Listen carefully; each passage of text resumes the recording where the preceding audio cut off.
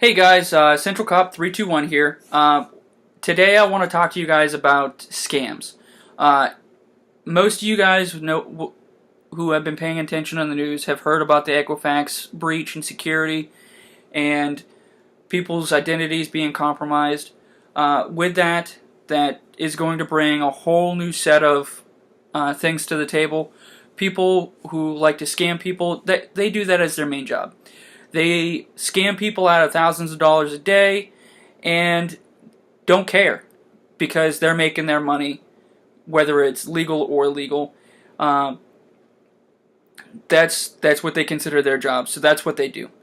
Um, One thing that I have noticed is an uptick in my department and our jurisdiction here is the scams where the elderly or older citizens will get a phone call of a younger relative who claims to be in trouble.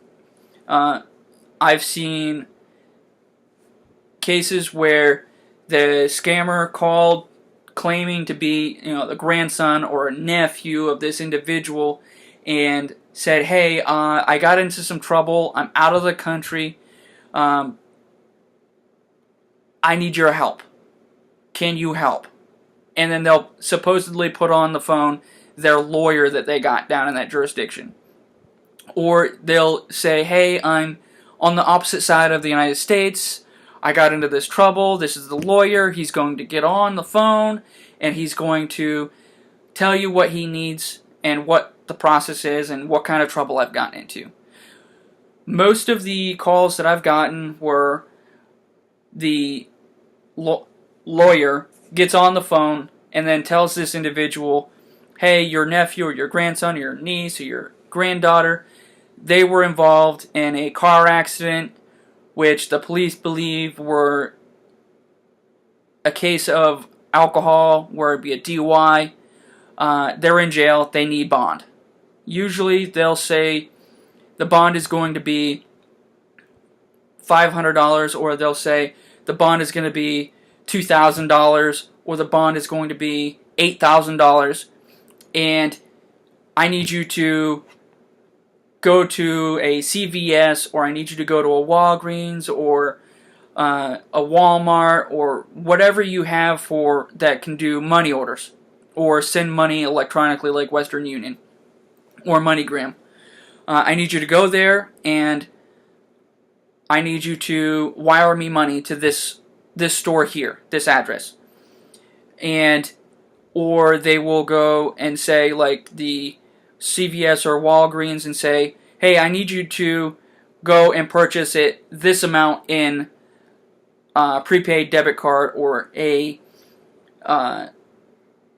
iTunes card." Those should be dead giveaways right there. All of that, the going to this place and doing the prepaid or the sending the money.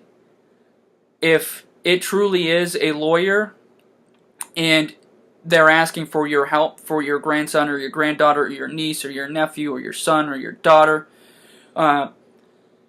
they will not contact you and tell you need to come out that way with the money.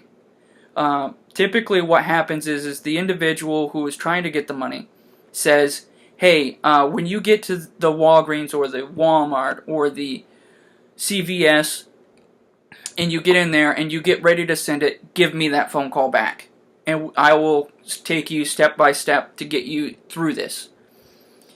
That shouldn't happen. That should be another dead giveaway, because what they're going to do is they're waiting so that as soon as you say, "Yep, this is the confirmation number," they're going to go in there and take that money right away. Or if you get the iTunes card or the prepaid gift card or whatever, they're going to try and get that number as soon as possible so that they can unload it and get that money that way. And they do this over and over and over again. They don't just do it to one person. What they'll do is they'll get 4 or 5 people on the line. They'll get to that Walgreens or wherever they are that they're going to pick up that money, and they'll wait in the parking lot until they know that they've got 3 to 4 people that are getting ready to send that money. Then they'll send somebody in to get that money, and 3 or 4 people are out upwards to $10,000 a piece. And they, in 10 minutes, they just made $30,000, $40,000, $50,000. And scams are extremely hard crimes to investigate, especially on a patrol level. But ways that you can help and stop these scams is don't answer a phone call from a number you don't know. If they don't leave a voicemail, which most scammers aren't going to leave a voicemail, then you're in the clear. If they leave a voicemail and they say they're in whatever jurisdiction, call that jurisdiction. Check to see if your loved one is actually involved in this. If not, you can contact your local police department. They may or may not be able to take the case because technically they haven't gotten any money out of you. They didn't fool you. You recognize the warning signs. I'm not telling you to fool with them. Some people I've gone to actually told me, yeah, I knew it was a scam and I messed with them. Well, that's great and all, but there's not much I can do. So when you're calling me, you're asking for my help. Which I'm more than happy to sit down and hear what you had to do and whatnot. And it gives me a little bit more of guidance on what I can give for advice to other people. So I do take those calls just as seriously because they help me get ideas and how to advise people on how to go about things and to prevent themselves from being victims. If you are a person that does not really talk to a loved one very often and you think that they may be susceptible to a scam and you want to help protect them from said scam, get in contact with your loved one. Tell them, hey, this is where I'm at. Just get involved with their life. Especially the elderly people in your life. They are the higher likelihood of being targeted of these scams due to their age, and they will play on the fact that they hope you have a family and they hope that you don't talk to them very often, or that they may forget what one of their loved ones sounds like so they can play it off as that's who they are. If you guys have any ideas or advice that would help me out in my investigations when I go to these calls, feel free to leave it in the comments or send me a message.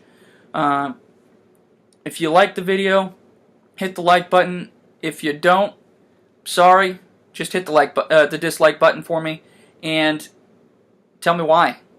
Alright guys, this is going to do it. I'll talk to you guys later. Take care.